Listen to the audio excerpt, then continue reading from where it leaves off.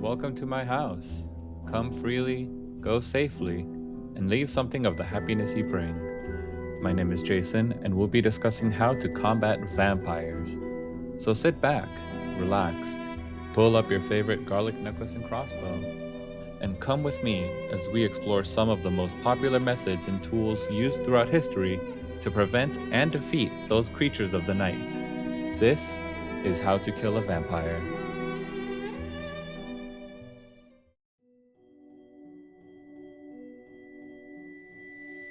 Most people have heard of vampires in one way or another, from popular shows like True Blood or Vampire Diaries, to movies like Nosferatu and Twilight, to any of several games like V Rising or Vampire the Masquerade. Vampires have been used as a theme for several hundreds of years now.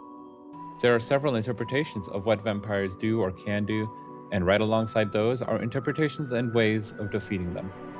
What do you think of when you consider of how to kill a vampire? A cross? A wooden stake through the heart? A crossbow? Silver bullets? All of these are concepts used throughout several iterations of the vampire mythos and have been for as far back as anyone can remember. Let's compare some of these concepts across history, cultures, and media to see what we can learn. We'll be reviewing just 3 sources for this topic. The first is Eastern European folklore. While proto-vampires, that is, creatures that share traits today's world consider as vampiric, but weren't necessarily vampires in the way we consider them today, were varied and considerably different from each other. Their creation and ways of resisting them shared a few concepts across history and culture. Eastern Europe provides some of the earliest and thankfully most detailed accounts of vampires and how societies fought against them. The next topic will be Slavic burial customs. These give us further insight into how to prevent a vampire from rising in the first place, and how religion and belief plays a big part in fighting against vampirism. Finally, we'll discuss the methods used to fight a vampire in Bram Stoker's Dracula. Stoker really helped to standardize many of the vampire fighting methods that we are all familiar with today, and helps us to put a nice bow on the gift that is the concept of vampires that many artists and creators use today. To borrow another line from Stoker's Dracula, there is a reason why all things are as they are. Europe is a big place, and narrowing it down to Eastern Europe still gives us such a large variety of cultures and a very rich history to draw from. We'll be looking specifically at areas like Romania, Serbia, Bulgaria, and Poland.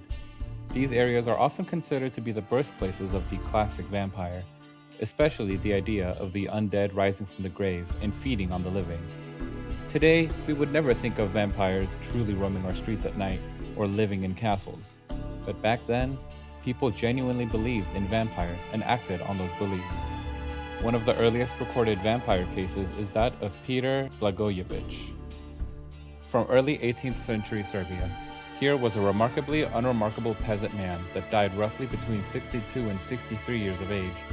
But what makes him interesting is people's accounts of him after his death. Several people would lie on their deathbeds and describe being throttled by Blagojevich at night. His own wife, Anna, said that he visited her and asked her for her shoes. In response to these accounts and more, the villagers decided to disinter the body and examine it for signs of vampirism. When they exhumed the body, they were shocked to find that the body was undecomposed, hair and beard had continued to grow, and that there were new skin and nails, and blood can be seen on his mouth. The people who grew more outraged than distressed drove a stake through the heart, which caused a great amount of completely fresh blood to flow through the ears and mouth of the corpse. They burned his body. This account shows us that when something can't be explained through corporeal reasoning, supernatural explanations and extreme solutions were used. Another famous case is Arnold Payol. He was a Serbian soldier who claimed he had been attacked by a vampire. He often mentioned that he had been plagued by one, but protected himself by eating the vampire soil and smearing himself with its blood. About a month after he died from falling from his hay wagon, 4 people complained that they had been plagued by him. Shortly after their accounts, they died. The villagers opened his grave, and what they saw was an undecomposed body and I quote, that fresh blood had flowed from his eyes, nose, mouth, and ears, that the shirt, the covering, and the coffin were completely bloody, that the old nails on his hands and feet, along with the skin, had fallen off, and that new ones had grown. His body was red, his hair, nails, and beard had all grown again. They drove a stake through his heart, and he reportedly gave a blood-curdling shriek as if he were alive, groaning and bleeding. They subsequently beheaded the corpse and burned the body. This is an important case because, unlike Peter's case, this one involved official documentation. Vampires weren't just a ghost story, they influenced official government action. In Romanian folklore, vampires are called strigoi. Strigoi are troubled spirits of the dead rising from the grave. They were described as being able to turn into animals, become invisible, and drink blood. Sound familiar? Romanian legend describes repelling vampires by placing thorns across thresholds, painting crosses on doors, and putting garlic everywhere. Some gypsies believed in exhuming the corpse of someone believed to be a strigoi and cutting its heart in two, as well as putting garlic under its tongue so it won't rise. Other Romanian legends describe driving stakes through corpses, placing iron objects around their graves, or sometimes with the bodies. These methods were meant to stop movement, prevent feeding, or destroy the body entirely.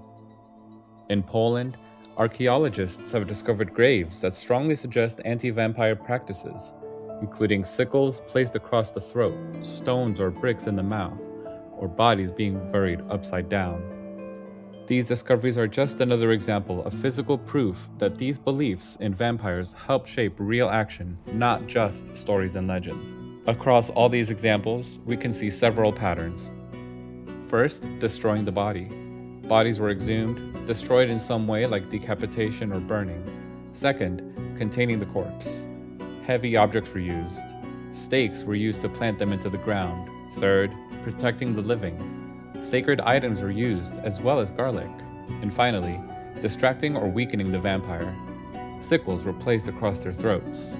Despite cultural differences and vast distances between each other, these cases and methods all reflect the same core fear, that the dead could return and harm the living. People wanted to make sure the body wouldn't rise, that the believed vampire wouldn't be able to attack another human, that the vampire would die. Why did these practices develop? One theory is that they were responses to disease and decomposition. Back then, people didn't understand how bodies decayed. To exhume a relatively fresh body and see it bloated or bleeding could make it seem like a corpse was still alive. I believe that before people had informed explanations as to why things are the way they are, they needed something to believe in. Although this would solidify fears, it also gave them hope that they could do something about it. It helped societies cope with fear, uncertainty, and death itself. In Dracula, Bram Stoker brought together many of these historical ideas. Stoker once worked as a theater critic for the Dublin Evening Mail, which was co-owned by Joseph Sheridan Le Fanu, which you might recognize as the author of another famous Gothic vampire tale, Carmilla. His real inspiration came from his stay in Scotland, drawing from the history of Vlad the Impaler, European vampire folklore, and Irish mythology. We see a lot of those European inspirations in how Van Helsing describes several methods to fight Dracula: stakes through the heart, garlic as protection, decapitation, holy fire, wreaths of garlic, crucifixes, sacred wafers, a holy circle, wild roses, destroying their lairs, and their aversion and susceptibility to sunlight. With every mention of these methods, the characters are extremely hesitant to believe him, but fear and proof eventually leads them to accept these methods. Just like what I've discussed earlier, it mirrors the idea that fear often drives people to take extreme actions. So you see, several of these cases and discoveries share a lot of striking similarities. Whether through folklore, burial practices, or literature, we see the same themes repeated: control the body, protect the living, and eliminate the threat. I believe that these methods and rituals exist because people needed something tangible to blame, so that they could then defeat the evil, as it were, and help give them peace of mind. It also points to the fundamental fear of death and what comes after. Vampires aren't just monsters. Historically, they represent our fear of the unknown, of what we can't explain, our fears given life, and they represent our attempts to control them. I'll leave you with a passage from Stoker's Dracula. "Oh God," he cried suddenly, struggling up to a sitting posture and pointing to me. "It was worth for this to die. Look, look!" The sun was now right down upon the mountaintop, and the red gleams fell upon my face so that it was bathed in rosy light. With one impulse, the men sank on their knees, and a deep, earnest Amen broke from all as their eyes followed the pointing of his finger. The dying man spoke.